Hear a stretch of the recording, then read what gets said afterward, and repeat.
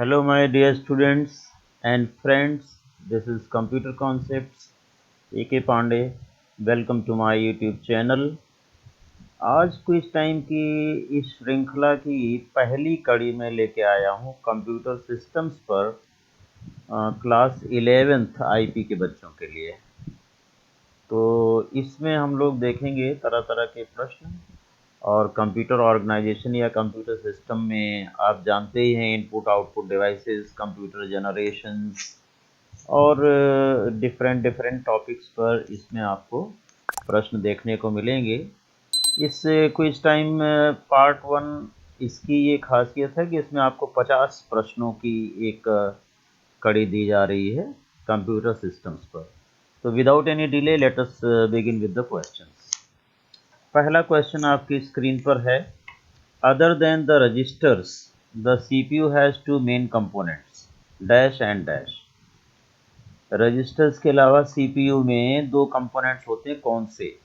Input devices, output devices. Options आपके सामने हैं और इसमें से आप करेक्ट आंसर बताएं। तो करेक्ट आंसर इसका होना चाहिए आपका क्या? Part B, arithmetic logic unit जिसे आप एएलयू कहते हैं और कंट्रोल यूनिट जिसे आप सीयू कहते हैं। इसके फंक्शंस आप जो है अपनी बुक से पढ़ सकते हैं। Arithmetic logic unit for performing any calculation and comparisons and control to control the coordination of various parts of computer system. Let us go to question number 2. दूसरा क्वेश्चन ये है, RAM is not as fast as computer processor, so because of RAM a CPU may have to slow down. RAM कई बार इतनी fast नहीं होती, उसकी वजह से सीपीयू को स्लो होना पड़ता है according to the compatibility of RAM. To speed up the operation of the CPU, a very high speed memory is placed between CPU and primary memory that is known as। Options आपके सामने A B C D दिए हुए हैं, इसमें से correct answer आपको बताना है कौन सा करेक्ट आंसर है। और बिल्कुल आपने सही बताया है, करेक्ट आंसर है कैशे मेमोरी। ये सीपीयू और रैम के बीच में डाल दिया जाता है, तो जो इंफॉर्मेशन कैशे मेमोरी में मोस्ट फ्रीक्वेंटली जो एक्सेसिबल इंफॉर्मेशन है वो यहाँ पर स्टोर हो जाती हैं टेम्पोररीली। तो सीपीयू को कभी भी ज़रूरत पड़ती है तो रैम को ना हिट करके कैशे को हिट कर लेता है। तो वहाँ से अगर इंफॉर्मेशन मिल गई वेल एंड गुड, अदरवाइज फिर रैम को हिट करता है। तो इसलिए ये सीपीयू की स्पीड को स्पीड अप करता है। नाउ क्वेश्चन नंबर 3 आपके सामने ये है, Ubuntu is an example of. Ubuntu एक सॉफ्टवेयर है और ये किस कैटेगरी का सॉफ्टवेयर है? सिस्टम यूटिलिटीज़ है या ऑपरेटिंग सिस्टम है या डिवाइस ड्राइवर है या नन ऑफ दीज है? तो बताइए आप। Ubuntu आपने सुना होगा, ये एक सॉफ्टवेयर है। कैसा सॉफ्टवेयर है? Yes, you are absolutely right, it is an operating system. ये एक ऑपरेटिंग सिस्टम है, जैसे आपका एमएस विंडोज़ है, लिनक्स है, मैक है, उसी तरह से ये एक ऑपरेटिंग सिस्टम Ubuntu है। आइए हम चौथा प्रश्न देखते हैं। चौथा प्रश्न आपका ये है स्क्रीन पर, the application software developed for generic applications to cater to a bigger audience in general are called. Generally एक ये जनरल एप्लीकेशंस होते हैं और बड़ी ऑडियंस को कवर करते हैं। जो भी इन सॉफ्टवेयर्स में जो भी फैसिलिटीज़ दी गई हैं, जो भी मेन्यू दिए गए हैं, जो भी आइटम दिए गए हैं, जो भी फंक्शनैलिटी दी गई है, we can utilize those functionalities only, not extra than that. तो ऐसे सॉफ्टवेयर्स आपके सामने 4 ऑप्शन दिए जा रहे हैं, कौन सा सॉफ्टवेयर सही होना चाहिए? यस, बताइए सही answer. Yes, this is D part, general purpose software इसे हम कहते हैं। जैसे आपका माइक्रोसॉफ्ट वर्ड है, ये जनरल पर्पस सॉफ्टवेयर है, कस्टमाइज सॉफ्टवेयर नहीं है, स्पेसिफिक सॉफ्टवेयर नहीं है। आपको माइक्रोसॉफ्ट वर्ड में जो फैसिलिटीज़ दी गई हैं वही आप यूज़ कर सकते हैं। एक्सेल है, पावर पॉइंट है, एक्सेस है, ये सभी जनरल पर्पस सॉफ्टवेयर हैं। Let us move to question number 5। पांचवा क्वेश्चन है, when software to be used has to be purchased from the vendor who has the copyright of the software, then it is called as। अगर किसी vendor से आप कोई software खरीदते हैं जो जिसके पास उसका सारा कॉपीराइट वगैरह है, उसकी आपको फीस भी देनी पड़ती है, कॉस्ट भी देनी पड़ती है। तो ऐसे सॉफ्टवेयर कौन सी कैटेगरीज में आते हैं? Proprietary software, free and open source software, freeware, none of these. Yes, you are absolutely right. It is proprietary software since there is some owner of that particular software who has got complete right on to that software. So it is proprietary software. Question number 6 आपका है, dash involves the process of gathering data from different sources in digital form using keyboard, barcode reader, used as at shopping outlets, remote sensors on earth orbiting satellites, etc.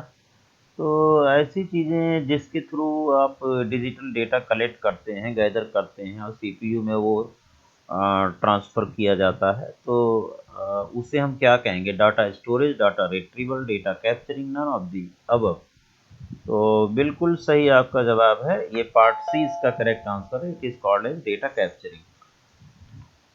सातवां question है, is a non volatile primary memory whose content are lost even when the power is turn of.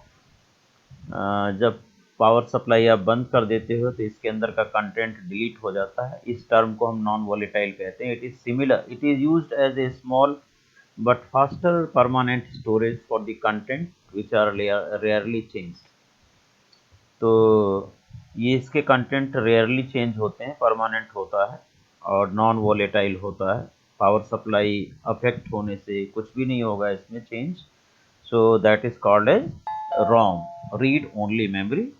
It is a sort of primary की और ये permanently store होता है, इसे editing नहीं की जा सकती है। हालांकि आजकल कई तरह की ROM भी आ रही हैं आपके सिस्टम में, जो कंप्यूटर मैन्युफैक्चरर ही आपका ROM वहाँ पर फिक्स करके रखता है in the form of some integrated circuit ICs के रूप में। ठीक है, तो इसका आंसर आपका ROM है, जिसमें कंप्यूटर जब बूट होता है तो बूटिंग प्रोसेस के लिए इंस्ट्रक्शन वगैरह इसके अंदर फ्यूज कर दिया जाता है इन द बिगिनिंग इटसेल्फ। और कई तरह की ROM आपने पढ़ी हैं, इलेक्ट्रिकली इरेजेबल, EEPROM, इस तरह के EEPROM आपने पढ़ा हुआ है। आठवां क्वेश्चन है, मैं ज़्यादा डिस्कस नहीं करूँगा, let us focus on the quiz only, otherwise it will increase the length of the video. आठवां क्वेश्चन है कि the dash acts as an interface between the device and the operating system. It provides required services by hiding the detail of operation performed at the hardware level of the device. ये क्या चीज़ है? Act as an interface between the device and the operating system. Device कोई भी आप लगाते हैं, CD-ROM लगाते हैं, ग्राफिक कार्ड लगाते हैं, या और कोई ऐसे डिवाइसेस कंप्यूटर से कनेक्ट करते हैं, तो उसके साथ एक सॉफ्टवेयर इंस्टॉल करना पड़ता है सिस्टम में, जो कि उसका मैनेजमेंट करता है। तो उसका नाम क्या है? Out of these 4 names, 3 names, last option none of these है। Correct you are, it is device driver. इसे हम डिवाइस ड्राइवर कहते हैं और ये भी एक तरह का सॉफ्टवेयर है। नौवां क्वेश्चन है, is the first binary programmable computer based on von Neumann architecture. Von Neumann के आर्किटेक्चर के हिसाब से पहला बाइनरी प्रोग्रामेबल कंप्यूटर कौन सा है इसमें से? Pascaline, ENIAC, abacus, and none of these? Yes, obviously it is ENIAC, electronic numerical integrator and calculator, इसका एक्सपेंशन है। This is the binary programmable computer developed by John von Neumann architecture. He is the person who has introduced the stored program concept first into the computers. 10वां question हम लोग करते हैं, what is the full form of IPO? बहुत ही simple answer है ये आपका, बी पार्ट है, इनपुट प्रोसेस आउटपुट। ठीक है। 11वां क्वेश्चन आपका है, full form of ALU। It is also very simple, you might have studied so many times. इसका भी सिंपल आंसर है C part, arithmetic logic unit. ठीक है, और भी जो ऑप्शन हैं इसमें आपको कंफ्यूज नहीं होना चाहिए। नेक्स्ट 12th क्वेश्चन आपका है, which type of device is a computer printer? Printer कौन सा डिवाइस है? इनपुट, आउटपुट, स्टोरेज या सॉफ्टवेयर? तो किस तरह का डिवाइस है? ऑब्वियसली प्रिंटर पर हम लोग आउटपुट प्रिंट करते हैं, हार्ड कॉपी प्रिंट करते हैं, तो इसका ऑप्शन होना चाहिए part B, output device. Hard disk is an example of, hard disk जो है वो सेकेंडरी मेमोरी है, प्राइमरी मेमोरी है, मेन मेमोरी है, वोलेटाइल मेमोरी है। Out of these 4 options what is the right answer? ये आपका सेकेंडरी मेमोरी है, जिसे हम ऑक्सिलरी मेमोरी कहते हैं। इसमें डेटा परमानेंट स्टोर होता है और इट इज़ नॉन वोलेटाइल। जब हम चाहेंगे तभी इसका डेटा डिलीट कर सकते हैं, फाइलें डिलीट कर सकते हैं। It is not affected on the power cut और switching of the computer system. So this is permanent storage, you can say, secondary memory. 14th question आपका है, computer memory is used for storage of data and instructions, calculation and comparison, capturing data and instruction, data security. Yes, इसका आपका सही answer बताइए। ए part है इसका answer, storage of data and instructions. ये पहले सारा इंस्ट्रक्शन या डेटा मेमोरी में स्टोर होता है, वहाँ से फिर फेच होता है कैलकुलेशन कंपैरिजन के लिए into the ALU through control unit. Next प्रश्न अगला आपका है 15वां प्रश्न, और ये रहा आपका 15th question. One nibble equal to how many bits? आपने पढ़ा होगा निब्बल जो है वो काफ़ी एलिमेंट्री यूनिट है बिट्स की तरह। तो ये कितने बिट्स के बराबर होती है? 8, 16, 32 और 4 बिट्स। तो करेक्ट आंसर क्या है आप बताइए सोच करके। Yes, you are right, it is 4 bits. ठीक है, आप 8 बिट सोच रहे होंगे, 8 बिट नहीं है इसका आंसर। 8 बिट जो है वो 1 बाइट के बराबर होता है। आइए हम 16th क्वेश्चन देखते हैं क्या है। और ये 16वां प्रश्न यही है, 1 byte equal to how many bits? मैंने इसका आंसर आपको बता ही दिया है, it is 8 bits only. 8 bit. अच्छा, बिट जो है किसे कहते हैं आपको पता होगा, आइदर 0 और 1। बाइनरी लैंग्वेज में 2 ही कोड होते हैं, 0 या 1, ऑन या ऑफ सिग्नल। उसी को हम लोग बिट से रिप्रेजेंट करते हैं। ठीक है, और सारी मेमोरी में जो इंफॉर्मेशन है that is all stored in the form of binary digits, that is 0 and 1, which is called as bit. तो बिट के फॉर्म में आपका डाटा स्टे करता है in the memory during processing as well as during any calculation and all. आइए हम लोग 17वें प्रश्न पर चलते हैं फटाफट। 17वां प्रश्न आपका 17th क्वेश्चन है, 1 GB equal to how many MB? 1 GB में कितने MB होते हैं? Megabyte, 1000, 1024, 1020, none of the above. तो कुछ लोग कंफ्यूज हो जाते हैं, इसे 1000 कह देते हैं, लेकिन इसका जो करेक्ट आंसर है वो पार्ट बी है आपका, दैट इज 1024। अगर इसे आप शॉर्ट में याद रखना चाहें तो 2 raised power 10 megabyte. 2 raised power 10 megabyte होता है 1 GB में। और ये रिलेशन आगे कंटिन्यू होता है, जैसे 1 किलोबाइट में 2 टू द पावर 10 बाइट होता है, ऐसे ही एक MB में 2 टू द पावर 10 KB होता है, 1 GB में 2 टू द पावर 10 MB होता है। तो 2 पावर 10 कैलकुलेट करेंगे तो it will come 1024 only. So correct answer is part B. Let us move to question number 18। 18 question है, रीड ओनली मेमोरी या random access memory generally termed as? RAM या ROM को हम क्या कहते हैं? Auxiliary memory, primary memory, secondary memory, cache memory. इनमें से क्या सही आंसर होगा?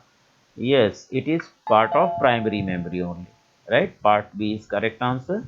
Then question number 19, hardware are the dash of computer system?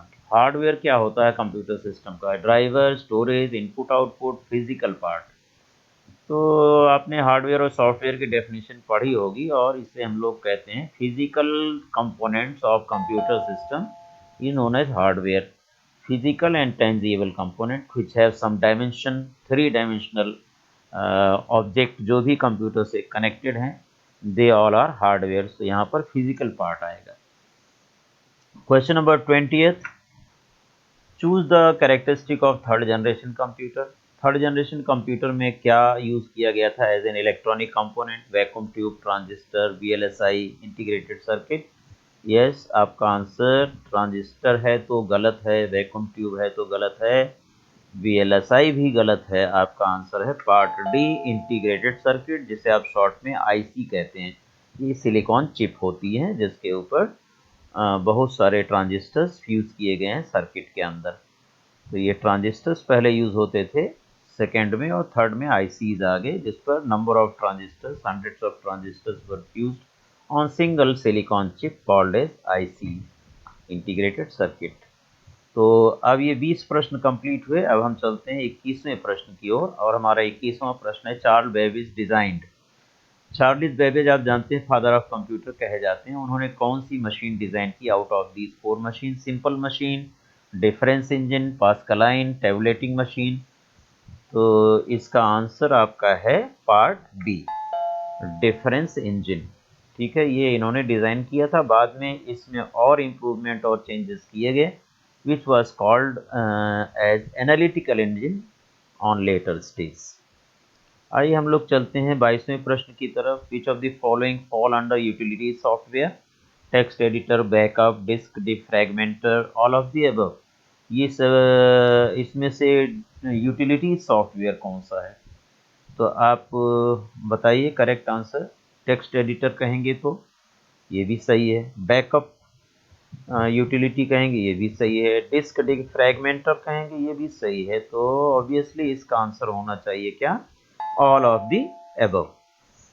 तीनों आंसर आपके सही हैं, they all are utility software. Let us go to question number 23। 23rd question ये रहा आपकी स्क्रीन पर। Which one converts high level language program code into machine language? High level language को machine language में कौन कन्वर्ट करता है? कौन सा प्रोग्राम है? Compiler, interpreter, both of the above, none of the above. Yes, high level language आपका सी है, जावा है, पाइथन है। इन सभी लैंग्वेजेस में एक ट्रांसलेटर प्रोग्राम का यूज़ किया जाता है। तो हाई लेवल लैंग्वेज को मशीन लैंग्वेज में कन्वर्ट करता है, और इसके हिसाब से आपका आंसर होना चाहिए both of the above, that is compiler and interpreter. Both are language translators, some languages use compiler and some other use interpreter. दोनों में डिफरेंस है। I am not going to discuss the difference over here, you can go through the book for the difference of these two. Now we go to question number 24. Identify system software from the following: hard disk, operating system, antivirus, MS office. इसमें से operating system आपका क्या है? System software की category में आता है, that is why part B is correct answer. Let us go to question number 25। Identify application software from the following. इसमें से आपको एप्लीकेशन सॉफ्टवेयर बताना है। इंटरप्रेटर क्या है? सिस्टम सॉफ्टवेयर है, लैंग्वेज प्रोसेसर में आता है। विंडोज़ आपका ऑपरेटिंग सिस्टम है। एंटीवायरस यूटिलिटी सॉफ्टवेयर है। तो बचा क्या आपका? Adobe Photoshop is an application software, because ये आपका किसी फोटो की एडिटिंग के लिए यूज़ किया जाता है। That is what particular application can be performed using application software. Let us go to question number 26। और 26वां क्वेश्चन आपकी स्क्रीन पर ये रहा। To avoid deletion of data by unauthorized person we can use dash: recovery tools, encryption, antivirus, lock computer room. तो ये तो बिल्कुल इररिलेवेंट है। Lock computer room antivirus utility software है, वायरस से प्रोटेक्ट करता है। रिकवरी टूल है कि आपकी फाइलें या और डाटा डिलीट हो गया हो उसको आप रिकवर करने के लिए यूज़ करेंगे। लेकिन अनऑथराइज पर्सन आपके पासवर्ड को ना दे सके, आपके डेटा को ना दे सके, तो आप क्या करेंगे? डेटा को इनक्रिप्ट कर देंगे, उसे दूसरे फॉर्मेट में चेंज कर देंगे। So part B is the correct answer. यहाँ पर ये आंसर यहाँ पर होना चाहिए था। So this is the correct answer. 27वें क्वेश्चन पर हम लोग चलते हैं। The brain of any computer system is ALU, memory, CPU, control unit. Obviously CPU को हम लोग ब्रेन के नाम से जानते हैं। It is called as brain of computer because every type of processing task is performed in CPU, that is control unit, and the ALU has major role in processing.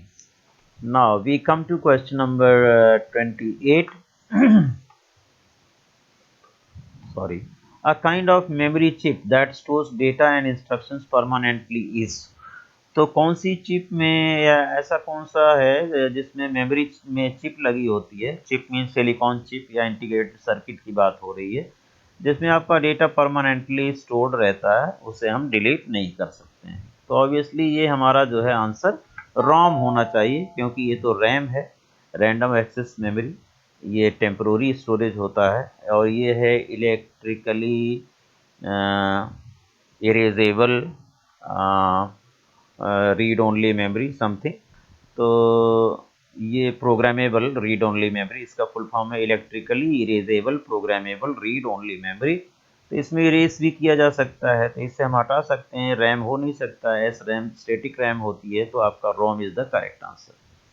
29th question आपका है, dash enables user to perform different types of activities and work that computer were design for. तो किस तरह की activities, ऐसे software का नाम बताना है जिससे हम तरह तरह की activities, different types of activities perform कर सकते हैं जो कंप्यूटर का यूसेज है, मेन यूसेज है। तो सिस्टम सॉफ्टवेयर सिस्टम को मैनेज करता है। डिवाइस ड्राइवर किसी भी डिवाइस को, जो एक्सटर्नल डिवाइसेस आप अटैच करते हैं उसके लिए आप जानते हैं डिवाइस सॉफ्टवेयर होता है ड्राइवर के नाम से।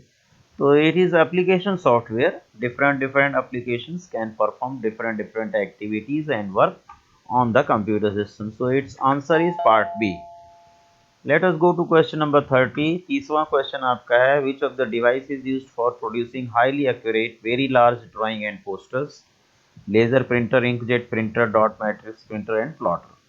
किसके थ्रू आप बड़े से बड़े पेजेस पर, कैनवास पर ड्राइंग वगैरह कर सकते हैं, पोस्टर्स बना सकते हैं?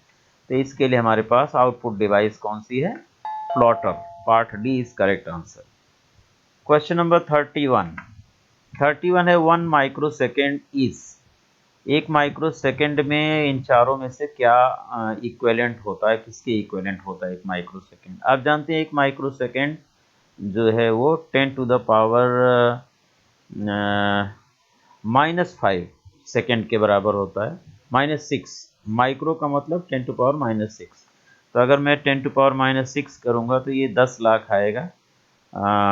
10 उसके बाद 5 zeros, यानी 1 सेकेंड का ये पोर्शन 1 माइक्रोसेकेंड कहलाता है।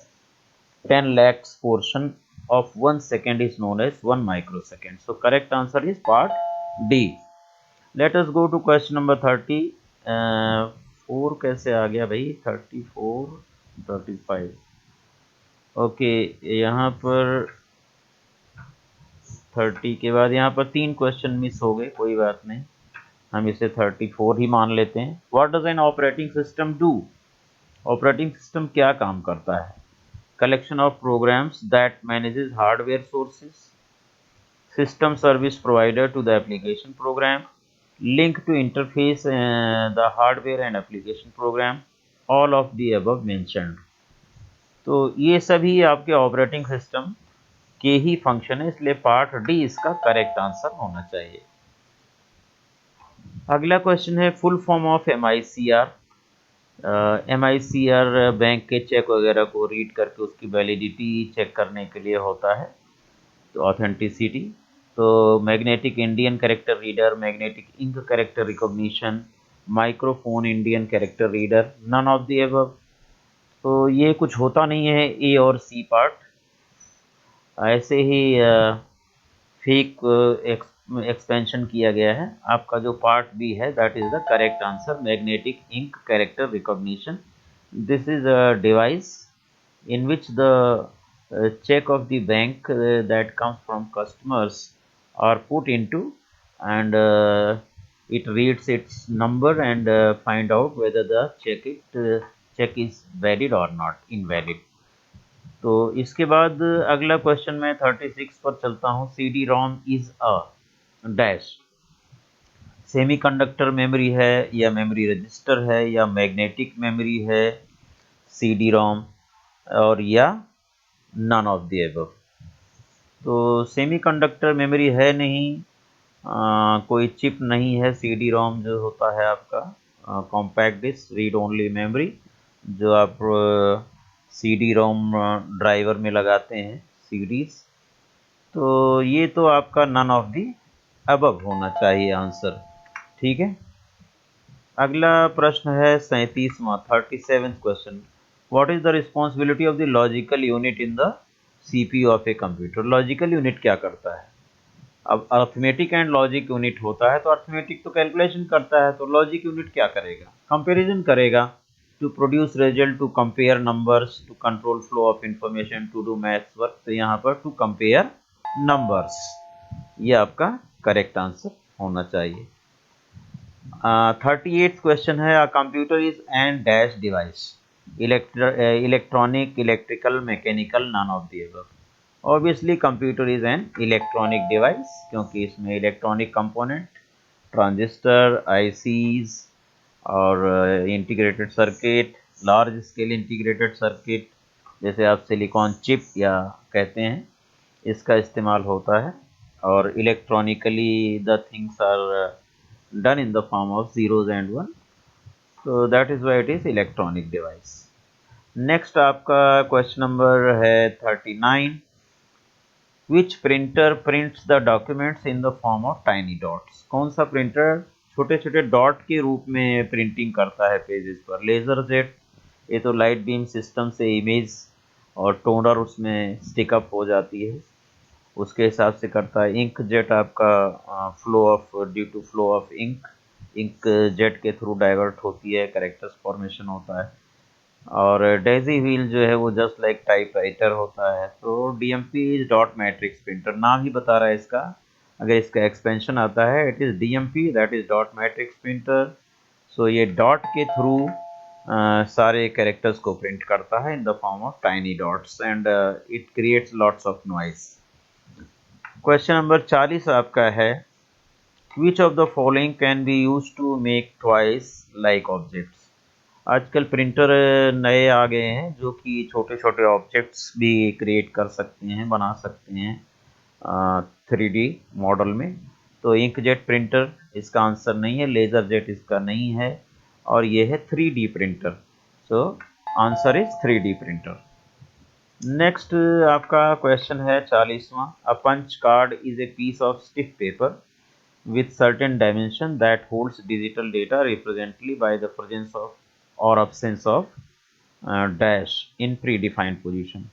देखिए यहाँ पर एक पंच कार्ड हुआ करता था जब कीबोर्ड से इनपुट नहीं दिया जाता था, तो punch card was having certain dimension, जैसे आपका पोस्ट कार्ड हुआ करता था पहले लेटर लिखने के लिए, उसी तरह से इसका भी कोई डायमेंशन होता था। आप नेट पर चेक कर सकते हैं, 15 centimetre by something something, and इसमें नंबर ऑफ रोज और नंबर ऑफ कॉलम्स मेंशन होते थे, शायद 80 कॉलम एंड 11 और 12 रोज। और उन पोजीशंस पर इसके जो इंटरसेक्शन पॉइंट होते थे रो और कॉलम के, वहाँ पर होल बनाना और होल नहीं बनाना, that is present and absence of holes के थ्रू 0 और 1 का पैटर्न रीड और राइट किया जाता था using certain calculating devices and computers. तो यहाँ पर होल्स आना चाहिए, correct answer is part B, that is holes. Holes के फॉर्म में इसमें इनपुट और आउटपुट दिया और लिया जाता था। कंप्यूटर आउटपुट देता था, that was also in the form of holes on the punch card. Input भी, that was also hole has to be made to give the input on various positions on the punch card. So it was really a difficult task to give input as well as to read the output. Next question आपका question number 42 है, who invented the mechanical calculator known as Pascal's adding machine? अब ये जो pascal adding machine है, इसे हम Pascaline भी कहते थे। तो इसका जो इन्वेंशन किया था वो किसने किया था? Gottfried Leibniz, John von Neumann, Blaise Pascal, none of the above. तो ये देखिए यहाँ पास्कल नाम ही लगा हुआ है, that is why C part is the correct answer. Blaise Pascal was the developer of this machine, Pascaline और Pascal shading machine। Question number 43 है आपका, the first commercial computer developed in 1951 was ENIAC, UNIVAC, EDVAC, EDSAC। तो इनमें से कौन सा है? इनके सभी के एक्सपेंशन आपको याद कर लेने चाहिए।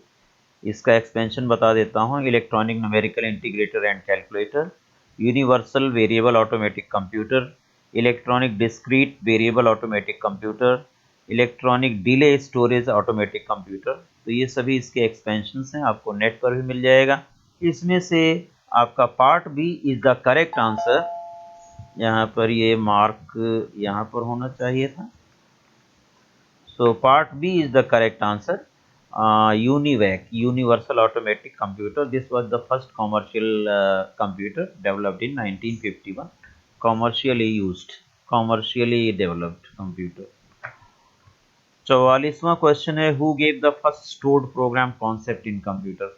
कौन से ऐसे मैथमेटिशियन हैं जिन्होंने ये इंट्रोड्यूस किया था कि कंप्यूटर के अंदर स्टोर्ड प्रोग्राम स्टोर होना चाहिए। मेमोरी का जो कॉन्सेप्ट है और प्रोग्राम स्टोरेज का जो कॉन्सेप्ट है, रैम का जो कॉन्सेप्ट है, this was given by B part is the correct answer for this, John von Neumann. ठीक है, इन्होंने स्टोर्ड प्रोग्राम कॉन्सेप्ट दिया था जिसका आज तक हम इस्तेमाल करते आ रहे हैं। प्रोग्राम हमारा सिस्टम में स्टोर होता है, मेमोरी में स्टोर होता है और वो एक एक लाइन फेच होता है कंट्रोल यूनिट के थ्रू और एग्जीक्यूट होता है। So after this let us go to question number 45। 45 question आपका कहता है, which of the following is GUI based OS। OS means operating system, GUI means graphical user interface. जैसा कि आप स्क्रीन पर आज विंडोज़ में देखते हैं, बहुत सारे आइकॉन्स आ जाते हैं, माउस पॉइंटर का इस्तेमाल होता है, डबल क्लिक करते हैं, सिंगल क्लिक करते हैं, मेन्यू आइटम्स आ जाते हैं। तो हैंडलिंग जो है वो काफ़ी यूज़र फ्रेंडली हो गई है due to introduction of GUI based softwares. तो पहले MS-DOS हुआ करता था जिसमें कैरेक्टर यूज़र इंटरफेस होता था, CUI, जिसमें we have to write each and every command in the form of words etcetera. तो हर कमांड को आपको लिखना होता था और फिर इंटर प्रेस करना होता था। तो there was no mouse pointer like thing and there was no nothing like icon on the desktop and all. So that was little tedious job to operate the computers in those days because we have to remember the command and its uses, its syntax। ठीक है, तो अभी इसमें आपका साफ साफ पता चल रहा है कि विंडोज़ एक ऐसा OS है, ऑपरेटिंग सिस्टम है जो GUI बेस्ड है। MS-DOS character user interface, Unix character user interface. तो इस तरह से आपका ये C part is the correct answer. 46वां क्वेश्चन है, अरेंज टेराबाइट मेगाबाइट, यहाँ पर ME लिख लीजिएगा, मेगाबाइट। मैं यहाँ करेक्ट कर देता हूँ, मेगाबाइट। आपको आंसर शायद दिख भी गया होगा, कोई बात नहीं। Arrange terabyte, megabyte, gigabyte and kilobyte in descending order. इसे डिसेंडिंग ऑर्डर में हाईएस्ट यूनिट कौन सी है, उससे लोएस्ट कौन सी है एंड सबसे लोएस्ट कौन सी है। तो आप इसमें से देखें तो टेराबाइट सबसे बड़ी यूनिट है, उससे छोटी गीगाबाइट है, उससे छोटी मेगाबाइट है और उससे छोटी किलोबाइट है। एक टेराबाइट में 1024 गीगाबाइट होते हैं, एक गीगाबाइट में 1024 मेगाबाइट होते हैं और एक मेगाबाइट में 1024 किलोबाइट होते हैं। सो करेक्ट आंसर इसमें आपका सी है, TB, GB, MB और KB। This is the correct answer. आइए हम लोग चलते हैं क्वेश्चन नंबर 47 पर। एंड 47वां क्वेश्चन आपका ये रहा, which of the following memory is the fastest. इसमें कौन सी मेमोरी सबसे फास्ट है? Primary memory, secondary memory, cache memory, none of the above. अभी अभी आपने पढ़ा था कि कैशे मेमोरी जो है वो स्पीड अप करता है सिस्टम को। So this is the correct answer, cache memory is the correct answer. आइए हम लोग करते हैं question number 48। Which of the following ensures proper functioning of the particular device. किसी भी डिवाइस को जो आप एक्सटर्नली अटैच करते हैं सिस्टम के साथ, CD-ROM अटैच करते हैं या कोई भी external device, graphic card attach करते हैं, तो उसके लिए उसकी प्रॉपर फंक्शनिंग के लिए कौन सा इसमें से ऑप्शन आप यूज़ करेंगे जो इस्तेमाल किया जाता है? Device driver, BIOS, language processor, antivirus software. सो ये सभी आपको ज़्यादातर सिस्टम सॉफ्टवेयर्स हैं, ये यूटिलिटी सॉफ्टवेयर है। तो बताएं इसका। यस, डिवाइस ड्राइवर ही हम कहते हैं। आप कोई भी डिवाइस इस तरह की लगाते हैं एक्सटर्नली जो सिस्टम के साथ कंपेटेबल नहीं है या इनबिल्ट ड्राइवर उसमें अवेलेबल नहीं है उस डिवाइस को चलाने के लिए, तो आपको उसके करस्पॉन्डिंग उस कंपनी का डिवाइस ड्राइवर इंस्टॉल करना पड़ता है for the proper functioning of that device. Let us go to question number 49। और 49th क्वेश्चन ये रहा आपकी स्क्रीन पर। धीरे धीरे इस माइक कंप्यूटर सिस्टम पार्ट 1 की जो श्रृंखला चल रही है टाइम्स क्विज की, क्लास 11th के IP स्टूडेंट्स के लिए हमारी 50वें क्वेश्चन की तरफ और समापन की ओर है। Which of the following is not a DBMS software, इसमें से डीबीएमएस सॉफ्टवेयर कौन सा नहीं, डाटाबेस सॉफ्टवेयर कौन सा नहीं है।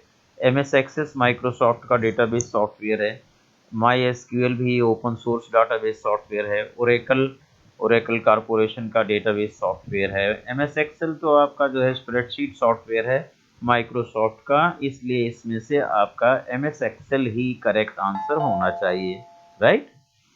Now we go to the last question, हमारा आखिरी प्रश्न है इस कड़ी का। Which of the following is not a high level language, very simple, C plus plus high level language है, जावा हाई लेवल लैंग्वेज है, बेसिक हाई लेवल लैंग्वेज है, assembly language is not a high level language, ये low level language में आती है। तो correct answer इसका आपका असेंबली लैंग्वेज है। इसी के साथ ही 50 प्रश्नों की श्रृंखला का समापन क्लास 11th आईटी स्टूडेंट के लिए। आप ये बहुत ही अच्छे और कॉमन और इम्पॉर्टेंट क्वेश्चंस इन्हें पढ़ लें, साथ साथ अपनी बुक का चैप्टर नंबर 1 रिवाइज कर लें, तो आपको कोई अच्छे मार्क्स लेने से रोक नहीं सकता है। तो इन्हीं शब्दों और शुभकामनाओं के साथ आपके उज्जवल भविष्य की कामना करता हूँ जो है ये। और आप लोगों का वीडियो देखने के लिए बहुत बहुत धन्यवाद, और इसी तरह से आप वीडियो देखते रहिए। आने वाले चैप्टर्स पर भी मैं समय समय पर आपको इसी तरह के ऑब्जेक्टिव क्वेश्चंस एमसीक्यूज देता रहूँगा इस क्विज टाइम के माध्यम से। सो वीडियो पर नए हैं तो वीडियो को चैनल को सब्सक्राइब कर लें अगर चैनल पर आप नए आए हैं तो, और वीडियो को ज़्यादा से ज़्यादा शेयर करें अपने दोस्तों के साथ, और लाइक करना ना भूलें, इससे मुझे थोड़ा सा इनकरेजमेंट मिलता है। और अगर आप नए हैं तो सब्सक्रिप्शन ज़रूर दें। वीडियो देखने के लिए आप लोगों का बहुत बहुत धन्यवाद। Thank you very much for watching.